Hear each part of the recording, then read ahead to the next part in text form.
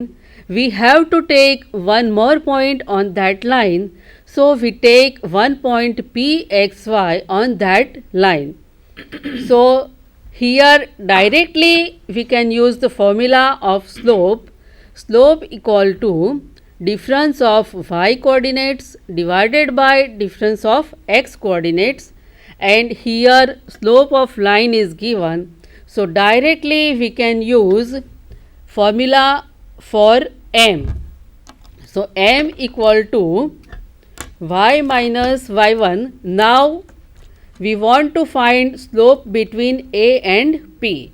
So slope of a and p is difference of y coordinates divided by difference of x coordinate will be convert into y minus y1 divided by x minus x2. So m equal to here y minus y1 upon x minus x1. So this denominator goes into that side, will be in numerator. So m into x minus x1 equal to y minus y1 is our required result. So when slope m is given and one point x1 y1 is given, in that situation our equation is m into x minus x1 equal to y minus y1. So you remember this formula as y minus y1 equal to m into x minus x1. So second equation is this. Here we can convert this equation into another form also. If x1 y1 is taken as origin points, origin, that is x1 y1 will be 0 0. So in that situation, instead of x1 y1 we can take 0 0, and in that situation equation will be converted as y equal to mx. Y equal to mx, that is if only the slope is given and origin is 0 0, then equation is y equal to mx. Suppose I ask you slope is 3 and line passes through 0 0. Suppose slope is 3 and line passes through 0 0, then what will be the equation? Can anyone say? So in that situation y equal to 3x. So y equal to mx is converted here y equal to 3x when slope m equal to 3 and x1 y1 equal to 0 0.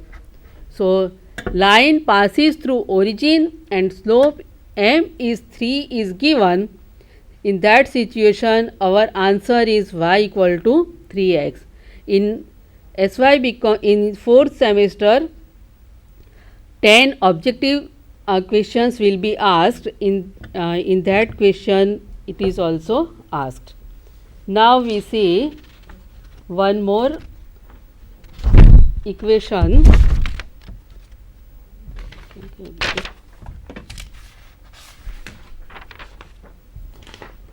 Equation of a line intercept x on x-axis is a and on y-axis is b.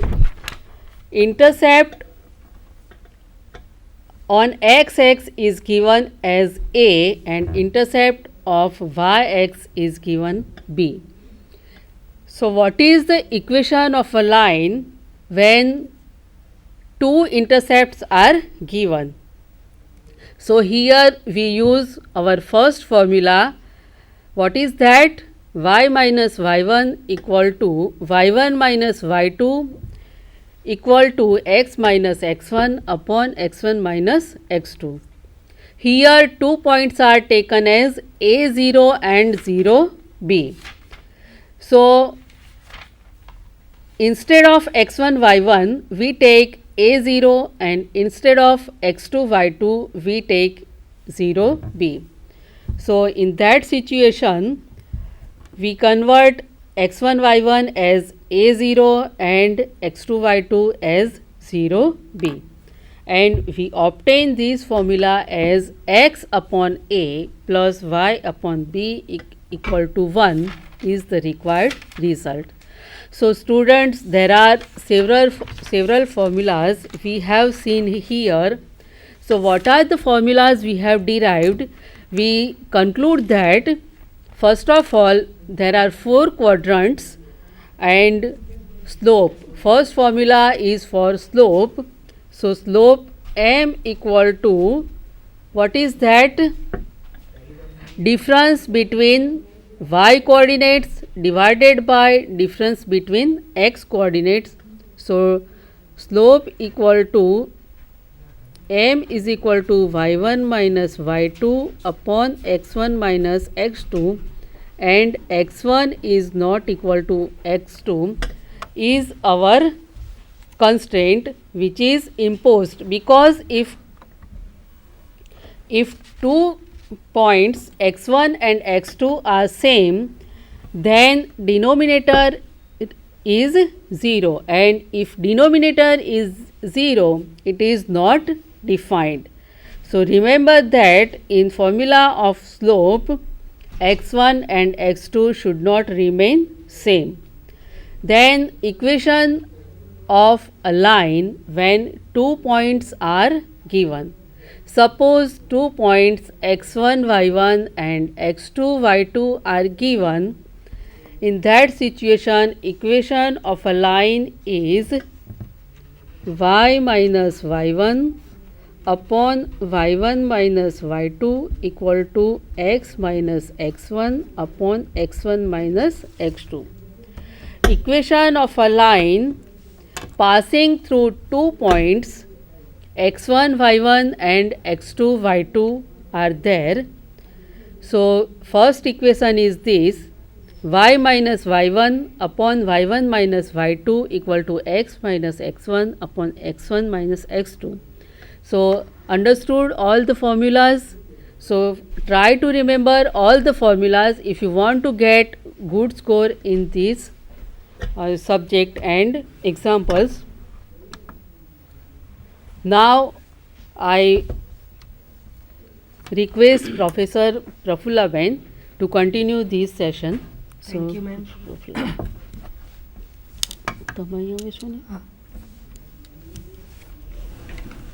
Teacher.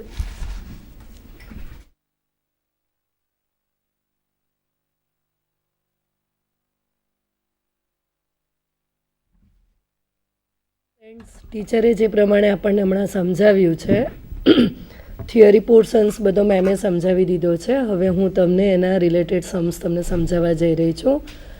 તમને axis વિશે માહિતી આપી દીધી છે કે એક્સિસમાં આપણી પાસે 4 કોન્ટ્રન્ટ્સ છે અને આપણી પાસે અક્સિસમાં પ્લસ માઇનસ એવી રીતે આપણી પાસે જુદા જુદા કોન્ટ્રન્ટ્સ વિશે માહિતી આપી. એના ઉપર આપણે 1-2 એક્ઝામ્પલ લઈ અને આપણે એક ડાયાગ્રામ આપણે ડ્રો કરીશું.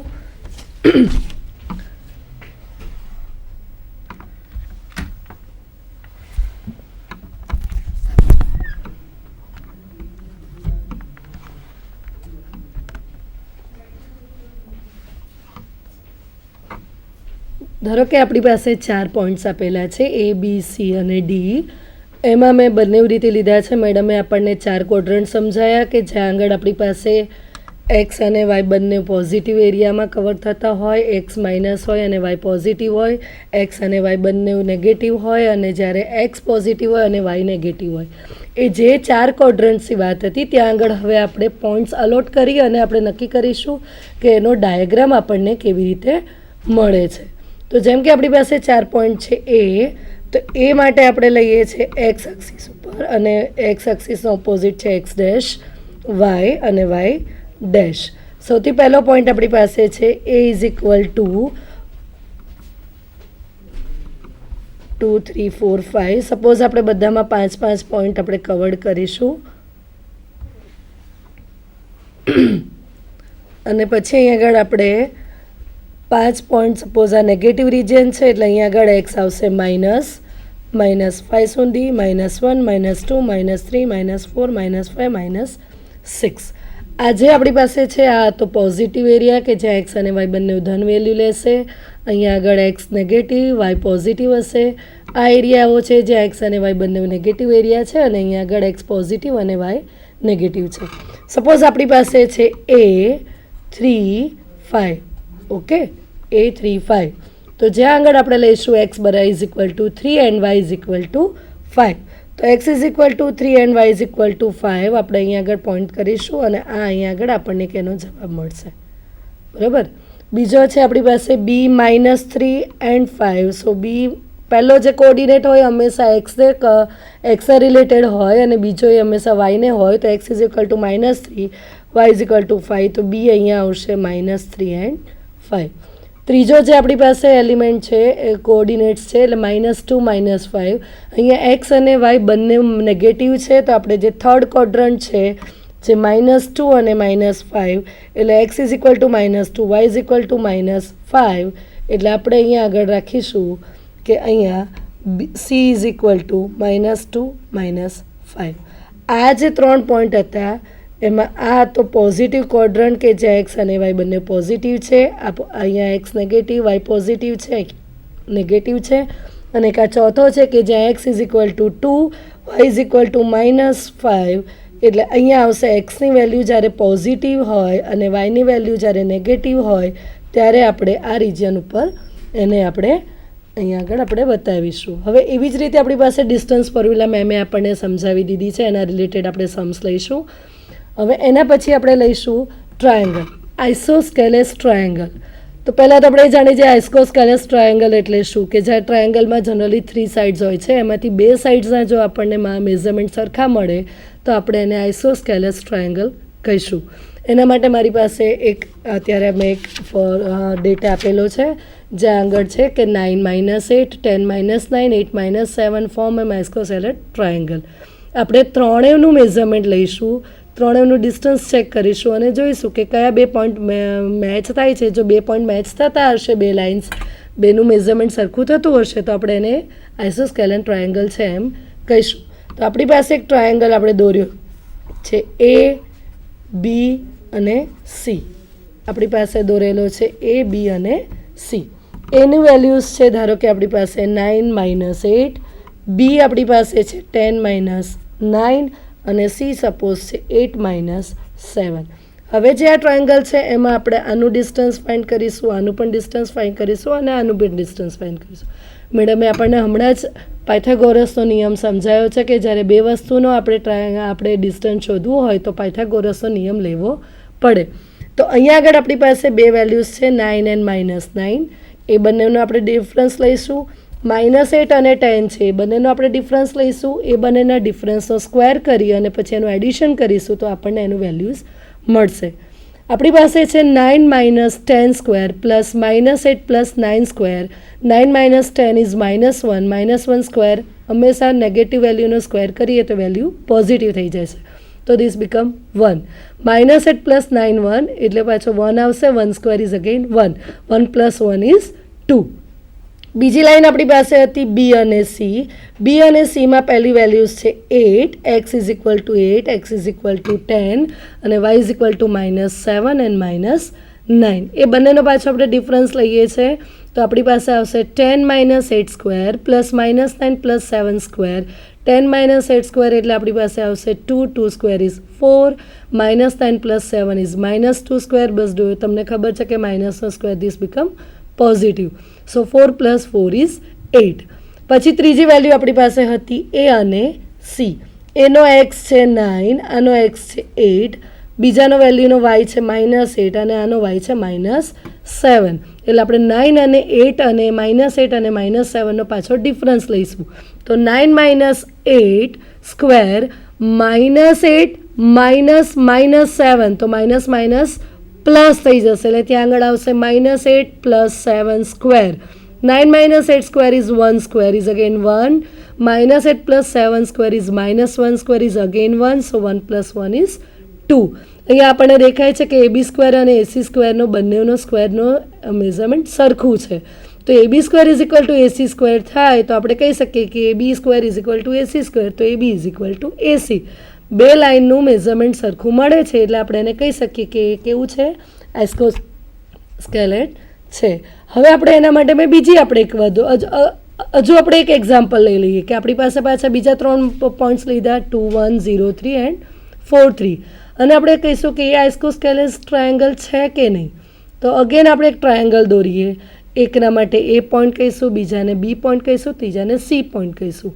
આગળનામાં મેં એક ઋણ વેલ્યુ લીધી હતી એટલે ત્યાં આગળ તમને કન્ફ્યુઝન થાય કે -1 માઇનસ પ્લસ થયું એટલે મેં તમને આ વધારે કેર કરવા માટે અહીંયા આગળ એક પણ નેગેટિવ પોઈન્ટ લીધા વગર મેં તમને ત્યાં આગળ બધા પોઝિટિવ રાખ્યા છે એટલે ખ્યાલ આવે કે માઇનસ લેવાનો છે, એનો સ્ક્વેર કરવાનો છે અને માઇનસનો સ્ક્વેર કર્યા પછી આપણે બંનેને એડ કરવાના છે. હવે આપણી પાસે બીજો ટ્રાયેંગલ મળે છે, ટ્રાયેંગલ એ બી અને સી. એ બી અને સીમાં પાછા પહેલો પોઈન્ટ લઈશું આપણે 2 1 0 3 અને ત્રીજો છે 4 3. બરાબર. પાછું આપણે લઈશું એ બીનું ડિસ્ટન્સ, બીસીનું ડિસ્ટન્સ, એસીનું ડિસ્ટન્સ. એ અને બીનું ડિસ્ટન્સ એટલે પહેલાં એનો પોઈન્ટ છે 2 અને આના માટે બીના માટે પહેલો પોઈન્ટ હતો 0. તો 2 minus 0 square is 2 square, again 4. આની માટે વાયના કોઓર્ડિનેટ્સ હતા 1 એન્ડ 3, તો 1 minus 3 square, again minus 2 square.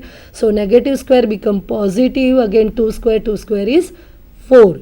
તો 4 પ્લસ 4 ઇઝ 8. પછી આપણે લઈશું B and BC square. BC square એટલે બીનો કોઓર્ડિનેટ લઈશું 0 3, સીનો કોઓર્ડિનેટ લઈશું 4 3, બીનો એક્સ કોઓર્ડિનેટ છે 0, સીનો કોઓર્ડિનેટ છે 4. તો 0 માઇનસ 4 સ્ક્વેર. બીનો વાયનો કોઓર્ડિનેટ હતો 3 અને સીનો હતો 3, તો 3 minus 3 square it is 0 square. તો 4 square is 16 plus 0, again this become 16. AC square. AC square is equal to 2 minus 4 square, કારણ કે એનો કોઓર્ડિનેટ છે 2 1, બીના કોઓર્ડિનેટ છે 4 3, તો આપણે અહીંયા આગળ લઈએ છીએ એક્સ માઇનસ એક્સ એટલે કે બંનેના એક્સ પોઈન્ટનો ડિફરન્સ લઈએ છીએ. તો આનો એક્સનો કોઓર્ડિનેટ હતો 2, બીજાનો છે 4. So 2 minus 4 square is again 2 square is 4. 1 minus 3 square is again 4. So 4 plus 4 8. અહીંયા પણ આપણને દેખાય છે કે A B square is equal to AC square. So બંનેના સ્ક્વેર સરખા હોય તો બંનેના મેઝરમેન્ટના સ્ક્વેર રૂટ કરીએ તો પણ સરખા જ આવશે. તો again A B is equal to AC એટલે એને પણ આપણે કહીએ છીએ એ પણ કેવો છે આઇસોસ્કેલસ ટ્રાયેંગલ. હવે એના પછી આપણે બીજો લઈશું ઇક્વિલેટરલ ટ્રાયેંગલ. પહેલાં આપણે ભણ્યા આઇસોસ્કેલસ કે જ્યાં 2 લાઇન્સ 2 વેર્ટાઇસીસ આર ઇક્વલ. અહીંયા આગળ all the 3 sides are equal. ટ્રાયેંગલમાં 3 સાઇડ્સ હોય અને ત્રણેયનું મેઝરમેન્ટ જો સરખું હોય તો આપણે એને ઇક્વિલેટરલ